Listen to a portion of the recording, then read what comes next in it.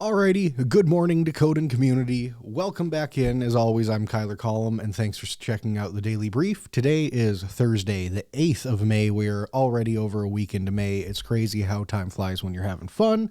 And speaking of fun, let's go ahead and jump into this day in history, something that I love. Back in 1846, in the Mexican-American War, the first major battle takes place between U.S. and Mexican forces just north of the Rio Grande.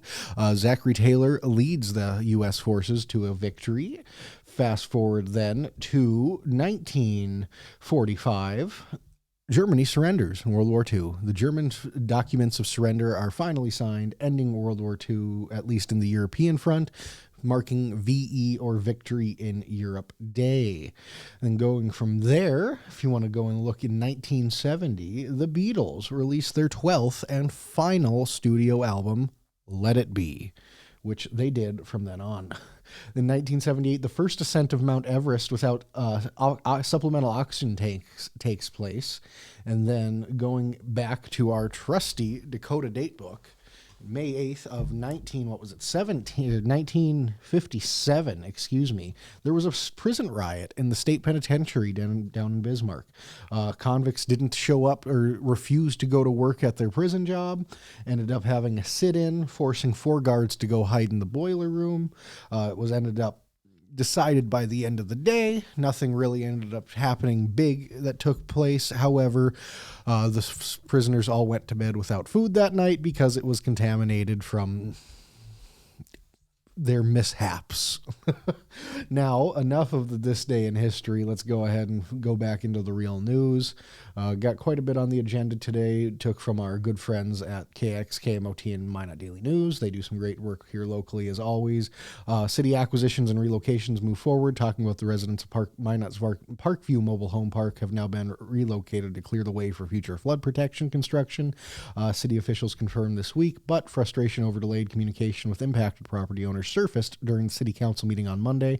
Councilman Mike Blessum pressed consultants for answers, citing broken timelines, inadequate outreach, while CDM Smith acknowledged missteps in the acquisition process and pledged better coordination moving forward. Minot Daily has that one. Check it out. 3 people were arrested after drug overdoses in Minot. 3 men are now facing felony charges in connection with recent fentanyl-related overdose in Minot, including 1 death.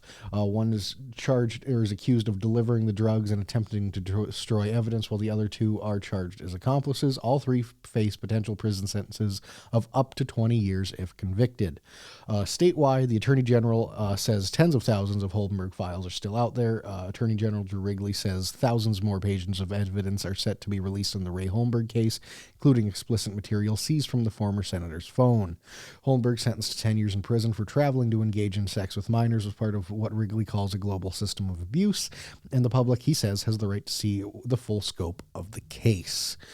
So about 180 students are under quarantine amid measles outbreaks in Williams County. More than 180 unvaccinated students in Williston are under a 21-day quarantine after measles exposure across 3 schools, as North Dakota health officials confirm 9 cases in Williams County, marking a community-wide outbreak. With vaccination rates below the threshold to likely prevent spread, clinics are ramping up efforts and urging residents to get immunized. The McLean County Sheriff's Office is taking over policing of the city of Garrison. After years of staffing struggle, the city of Garrison is dissolving its local police department and turning law enforcement duties over to the McLean County Sheriff's Office. City leaders say maintaining 24/7 with just 2 officers had become unsustainable. So now also a Fargo judge has been nominated to be North Dakota's U.S. attorney. President Donald Trump nominated Judge Nicholas Chase, a longtime federal prosecutor and current state district judge in Fargo, to serve as the next U.S. attorney for North Dakota. Backed by Senators Hoeven and Kramer, Chase would succeed Biden-era appointee Max Schneider if confirmed. And finally, healthcare legislation will improve access and affordability for North Dakotans, likely.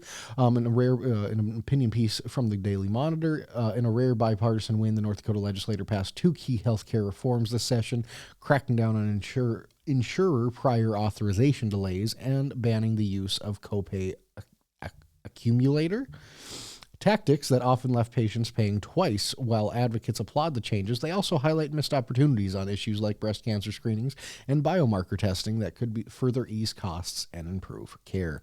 So That wraps up the news coming into today. Thanks everyone for checking us out, and make sure you stop by to watch ND Talk today at 9 a.m. with Jonathan and I, where we have a very special announcement on something we're doing here in the near future. Don't be sure you don't miss it. And if you have stuck around this long, thank you as always. Make sure you like, subscribe, leave a comment to let us know what you want us to see or talk about in the future. And as always, thank you so much, and have a great rest of your day.